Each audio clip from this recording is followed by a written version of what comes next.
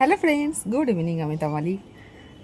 ছোট্ট একটা বারান্দা, 2 ফিট বাই 2.5 ফিটে, তাতে ফুটে আছে অর্কিড। একটা সময় মনে হতো অর্কিড করাটা হয়তো খুব কঠিন কাজ, এখানে হয়তো হয়ই না, কিন্তু হয়। একটা কোনো বিষয় নিয়ে লেগে পড়ে থাকলে হয়। এখানে যত অর্কিড দেখছেন সব ডেনড্রোবিয়াম অর্কিড, এবং সবাই ভালো ফুটছে। গরমকাল এখন, শীতকালেও ভালো ফুল দেয়, কিন্তু সব ভ্যারাইটি না, ভ্যারাইটির ওপরে ডিপেন্ড করে যে কোন ভ্যারাইটি কখন ফুল দিচ্ছে।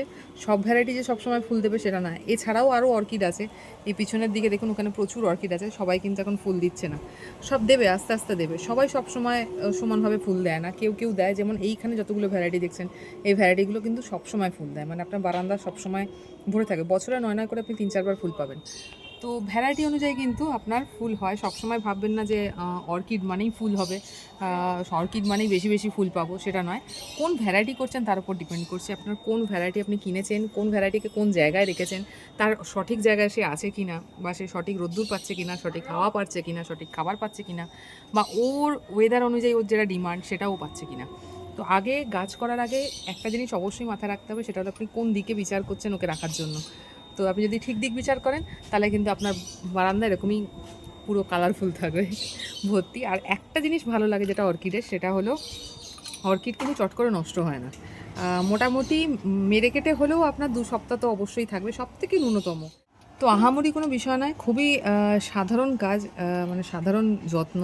নর্মাল আপনি গাছের যা কেয়ার করছেন এর ক্ষেত্রেও তাই লাগে, খালি মিডিয়াটা আলাদা।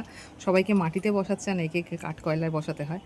আর একটু শক্তপোক্ত কিছু তার দিয়ে ঝুলিয়ে রাখবেন, নাহলে এত পরিমাণে ঝড় হয় আমাদের এখানে, হাওয়াতে দুলে অনেক সময় মাটি থেকে উবড়েও যেতে পারে। যার জন্য আমি সবসময় বলি, যখনই পটিং করবেন মাটিটা যেন খুব টাইটভাবে পটিং হয়, যেন উবড়ে না যায়। আর একবার যদি শেকড় মাটিকে মানে ওই মিডিয়াটাকে, মাটি তো নয়, মিডিয়াটাকে আঁকড়ে ধরে থাকে, তাহলে কিন্তু আপনার মানে উল্টে যাবার বা মাটি উবড়ে চলে যাওয়ার কোনো ভয়টা থাকে না। তো দেখুন কত সুন্দর ফুল হয়েছে। বারান্দার বা এই পূর্ব দিকে রাখার একটা কারণ, সবাই জিজ্ঞেস করে যে পূর্ব দিকে রাখা দরকার না দক্ষিণ দিকে রাখা দরকার। অ্যাকচুয়ালি আমার থাকতো কিন্তু আগে দক্ষিণ দিকে, তারপরে যখন ফুল হয় তো পূর্ব দিকে রাখি, কারণ এখান থেকে ডাইরেক্ট রাস্তা। তো ওই রাস্তা থেকে যাতে দেখতে ভালো লাগে তার জন্য আমি এখানে রাখি।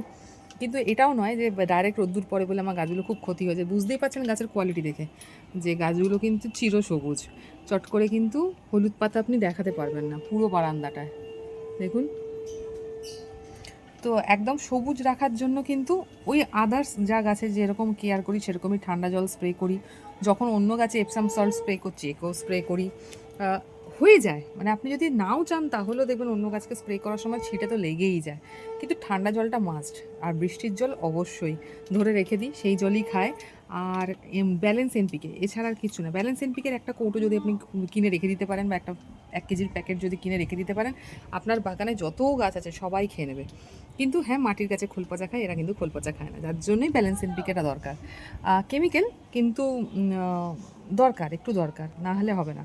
ব্যালেন্স এনপিকে দিয়ে আপনারা স্প্রেও করতে পারেন, ব্যালেন্স এনপিকে দিয়ে আপনারা নর্মাল পটও দিতে পারেন। পটে কীভাবে দিতে হয় সেটাও আমি দেখিয়েছি, ইউটিউবে আমার চ্যানেলের মধ্যে দেওয়া আছে। তো সেটাও সেমভাবে করতে পারেন, কিন্তু খুব ইজি। স্প্রে করাটা মাস্ট। স্প্রে কিন্তু আপনাকে প্রত্যেক দিন করতে হবে গাছে, ঠান্ডা জল দিয়ে। আপনার ট্যাঙ্কের জল যদি ঠান্ডা থাকে কোনো অসুবিধা নেই, সেই জল দিয়ে স্প্রে করুন। আর ট্যাঙ্কের জল যদি গরমকালে খুব গরম হয়ে যায়, তাহলে একটুখানি ওই ফ্রিজের জল একটু মিশিয়ে নেবেন, তাহলে বেটার হয়।